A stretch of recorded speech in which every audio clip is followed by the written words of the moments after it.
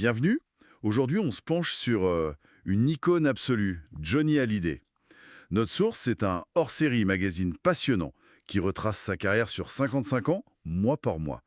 Une longévité assez dingue dans la musique française. Bon, évidemment, impossible de faire un résumé complet en quelques minutes. L'objectif, c'est plutôt de piocher dans cette matière très riche pour sortir des moments clés, des anecdotes qui nous éclairent un peu sur l'homme et l'artiste. Oui, c'est un sacré défi de saisir une carrière comme ça. Mais ce qui ressort vraiment de cette lecture, c'est euh, plusieurs choses.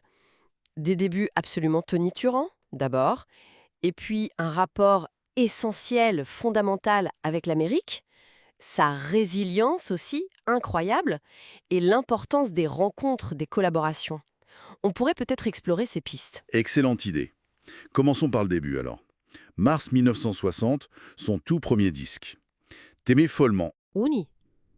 Et moins d'un an après, février 61, le fameux premier festival de rock au Palais des Sports. Et là, ça tourne mal. Ah oui, la bagarre générale, c'est resté dans les mémoires. Et cette image de violence qui lui colle à la peau alors qu'il portait ce costume lamé argent, très inspiré d'Elvis d'ailleurs. C'est ça. L'image du blouson noir, un peu malgré lui peut-être. Un peu, oui. Cette image de sauvage, elle fascinait autant qu'elle faisait peur. La source raconte même une anecdote à ses tout débuts à l'Albra en septembre 1960. Ah oui, Le directeur voulait le virer. Il l'avait vu se rouler par terre sur scène, ça ne lui plaisait pas du tout. incroyable. Et il est sauvé par qui? Par Raymond DeVos, la vedette du spectacle. DeVos a menacé de partir lui aussi si on renvoyait le petit jeune. Quand même. Ça montre déjà quelque chose, une présence, une énergie brute. C'est peut-être ça qui l'a poussé ensuite vers les États-Unis. Ce besoin d'aller voir ailleurs. Absolument. Très tôt, en février 1962, il file à Nashville. Pour enregistrer quoi? Sings America's Rocking Hits. Le titre dit tout. Exactement.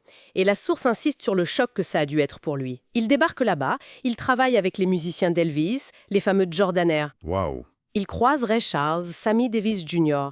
C'est une autre planète. Il découvre un autre niveau de professionnalisme. Et peut-être une certaine humilité aussi face à ces géants. Donc l'Amérique, c'est pas juste une influence musicale, pour lui, c'est plus profond. Ah oui, bien plus. C'est une source constante, un lieu où il va se préparer, parfois même un refuge.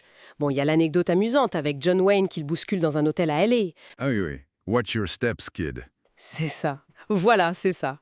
Mais plus sérieusement, c'est aussi en Amérique, au Cedar Sinai, que les médecins lui sauvent la vie 2 fois.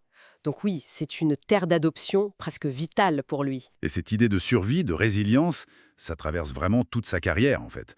On pense à l'album Rester vivant en 2015, évidemment après son coma fin 2009. Tout à fait.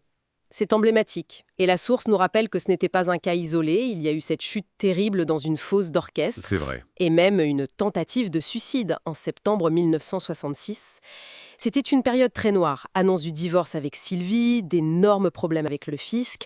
Cette capacité à encaisser et à revenir, c'est au cœur de sa légende. Au point qu'un chirurgien l'aurait appelé Robocop Rocker. C'est fou. Mais au-delà de la résistance physique, qu'est-ce que ça dit de son lien au public, cette faculté à surmonter tout ça? Je pense que ça a énormément joué dans cette connexion unique. Le public l'a vu tomber, oui, mais surtout se relever. Il partageait ses failles, ses combats, pas seulement les succès. Et cette authenticité dans l'épreuve, ça a sans doute créé un attachement très fort, très profond. Et cette résilience, elle est aussi artistique. Sa capacité à rebondir, souvent grâce à des rencontres clés. Comme l'album 100% avec David, son fils, en 99. Exactement. Un succès absolument phénoménal. Disque de diamant. C'est-à-dire, à l'époque, plus d'1 million d'albums vendus. Une vraie consécration, à la fois familiale et artistique. Mais il y en a eu d'autres, bien sûr. On pense forcément à Michel Berger dans les années 80. Oui, bien sûr.